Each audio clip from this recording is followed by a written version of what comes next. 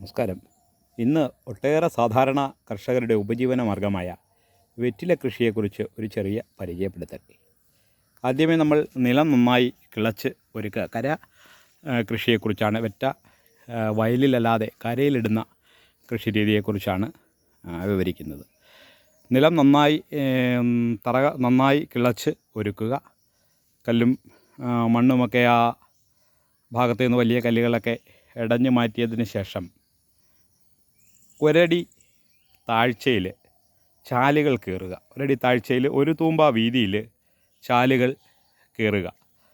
ആ കീറിയ ചാലിലുള്ള വലിയ കല്ലുകളൊക്കെ, അതായത് വെറ്റയുടെ തണ്ട് കിളിച്ച് വരുമ്പോൾ, വെറ്റത്തല കിളിച്ച് വരുമ്പോൾ അതിന് വേരോട്ടം തടസ്സപ്പെടാതിരിക്കാൻ വേണ്ടിയിട്ട് അതിലുണ്ടാകുന്ന കല്ലുകളൊക്കെ ഇടഞ്ഞു മാറ്റിയതിന് ശേഷം 3 മുട്ട് നീളത്തിൽ കണ്ടിച്ചെടുത്ത വെറ്റ തല, ദാണ്ട് ഈ കാണുന്ന പോലെ ആ വെറ്റയുടെ തല നമ്മൾ ആ മണ്ണിലേക്ക് പുതച്ച് വയ്ക്കും.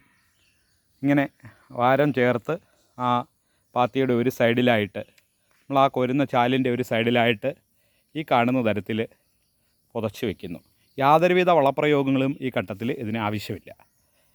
അങ്ങനെ ഏകദേശം 21 ദിവസത്തോളം കഴിയുമ്പോഴത്തേക്ക് അതിൽ നാമ്പ് വന്നു തുടങ്ങും.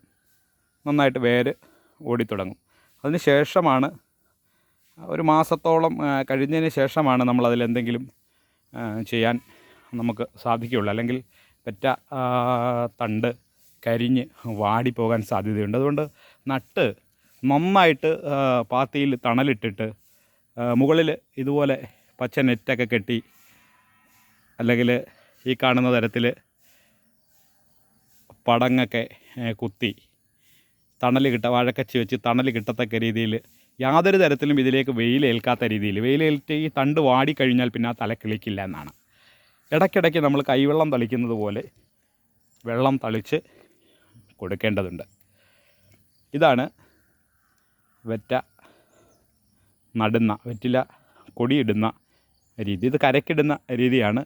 ഓരോ കർഷകരും ഓരോ രീതിയിലായിരിക്കാം ചെയ്യുന്നത്. ഇത് നമ്മളിപ്പോൾ നട്ട 200 മൂട് കൊടിത്തലയുടെ ആ ഒരു വീഡിയോ ആണ് കാണിക്കുന്നത്. ഇനി ഒരു മാസക്കാലത്തോളം നമ്മളിതിൽ നന മാത്രമാണ് ചെയ്യുന്നത്. അതിനുശേഷം അതിൻ്റെ മറ്റ് രീതികളെക്കുറിച്ച് നമ്മൾ വിവരിച്ചു തരുന്നതായിരിക്കും. ഇപ്പോൾ നമ്മൾ നിലത്ത് വേറെ ഒന്നുമില്ല, നമ്മളതിൻ്റെ പടങ്ങുകൾ ഇട്ടിട്ടില്ല, ഒന്നും ചെയ്തിട്ടില്ല. ഇത് നമ്മൾ സ്പെയർ കുറച്ച് കുഴിച്ച് വെച്ചിരിക്കുകയാണ്. പോകുന്ന ആ തലയ്ക്ക് പകരം വയ്ക്കാൻ വേണ്ടിയിട്ട് കുറച്ച് സ്പെയർ കുഴിച്ച് വെച്ചിരിക്കുകയാണ്. അതിൻ്റെ തല 3 മുട്ടിലാണ് നമ്മൾ എടുക്കുന്നത്. 3 മുട്ട് നീളത്തിലാണ് എടുക്കുന്നത്. ഒരു മുട്ട് താഴേക്കും 2 മുട്ട് മുകളിലേക്കും വരുന്ന രീതിയിൽ നമ്മൾ ഈ പാത്തിയിലേക്ക് കുഴിച്ച് വയ്ക്കും.